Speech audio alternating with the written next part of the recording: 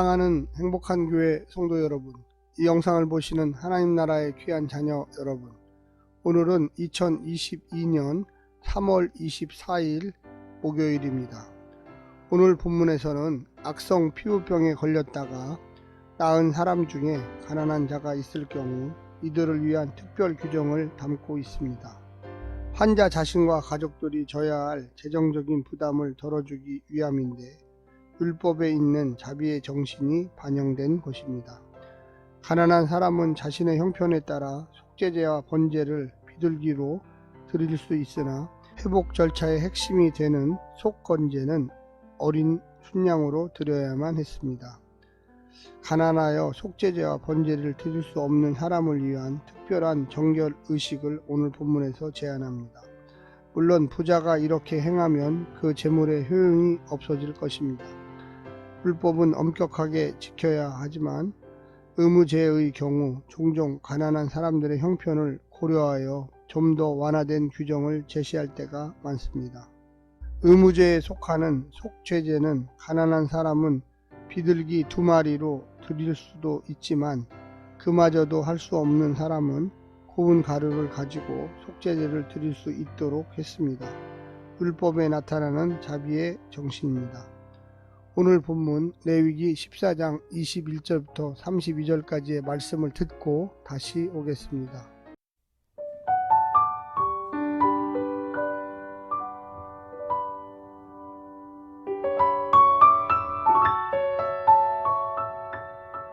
만일 그가 가난하여 그의 힘이 미치지 못하면 그는 흔들어 자기를 속죄할 속건제를 위하여 어린 순양 1마리와 소제를 위하여 고운 가루 10분의 1 에바의 기름 섞은 것과 기름 1록을 취하고 그의 힘이 미치는 대로 산비둘기 2이나 집비둘기 새끼 2를 가져다가 하나는 속죄 제물로 하나는 번제물로 삼아 8째 날에 그 결례를 위하여 그것들을 회막문 여호와 앞 제사장에게로 가져갈 것이요 제사장은 속건제의 어린 양과 기름 1록을 가져다가 여호와 앞에 흔들어 요제를 삼고 속건제의 어린 양을 잡아서 제사장은 그 속건 제물의 피를 가져다가 정결함을 받을 자의 오른쪽 귓뿌리와 오른쪽 엄지 손가락과 오른쪽 엄지 발가락에 바를 것이요 제사장은 그 기름을 자기 왼쪽 손바닥에 따르고 오른쪽 손가락으로 왼쪽 손에 기름을 조금 찍어 여호와 앞에 7번 뿌릴 것이요 그 손의 기름은 제사장이 정결함을 받을 자의 오른쪽 귓뿌리와 오른쪽 엄지 손가락과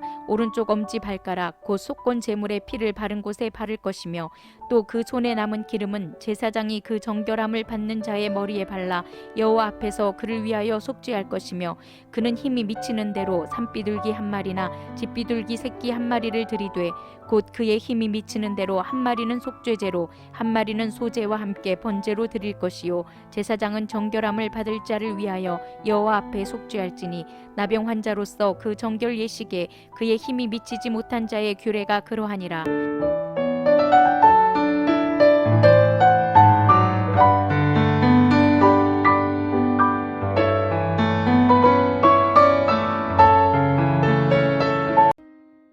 오늘 본문을 세 부분으로 나누어 보겠습니다. 21절 들어가는 말 힘이 미치지 못한 자, 22절부터 31절 정결 제의, 속죄제, 번제, 속건제, 속죄제와 번제, 32절 나오는 말 힘이 미치지 못하는 자. 오늘 본문을 세 부분으로 나누어 설명드리겠습니다. 첫 번째, 가난한 자를 배려한 규정. 제사법은 가난한 사람들을 위해 언제나 완화된 규정을 특별하게 마련했습니다. 가난한 사람도 첫 번째 정결례의 요구 조건은 동일하므로 생략했습니다. 다만 제사 조건이 다릅니다. 앞서 번제와 속죄제처럼 소제물의 양 역시 상당량의 생밀가루와 기름, 특히 유양을 감당하기 어려운 가난한 사람들을 위해 배려해 줍니다. 하나님께 중요한 것은 재물이 아니라 사람입니다. 오랫동안 진 밖에서 격리되어 사느라고 생계를 유지하기도 힘들었을 것입니다. 경제적인 어려움 때문에 진 안으로 못 돌아오는 일은 일어나지 않게 해야 합니다. 하나님의 은혜를 받는데 필요한 것은 경제가 아니고 경건이고 많은 재물이 아니라 은혜를 사모하는 마음입니다. 두 번째는 양보할 수 없는 제사 규정입니다.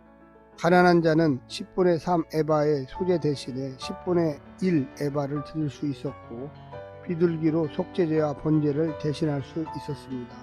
하지만 속건제 제물만은 어린 순양으로 해야만 했습니다. 가난한 자든 부한 자든 하나님 앞에서 정결해지지 않으면 하나님 앞으로 나올 수 없습니다. 많은 제물이 축복이 아니라 정결한 심령과 거짓없는 믿음과 은혜를 기억하는 마음이 축복입니다. 주께 드릴 것이 없을 만큼 가난한 자는 없습니다. 나 자신을 드리지 않고는 그 무엇을 드려도 소용이 없습니다.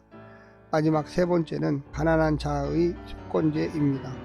가난한 자라도 똑같이 속건제를 요구하십니다. 제사장이 위임할 때처럼 피와 기름을 오른쪽 귓부리와 오른쪽 엄지발가락과 엄지손가락에 발랐습니다.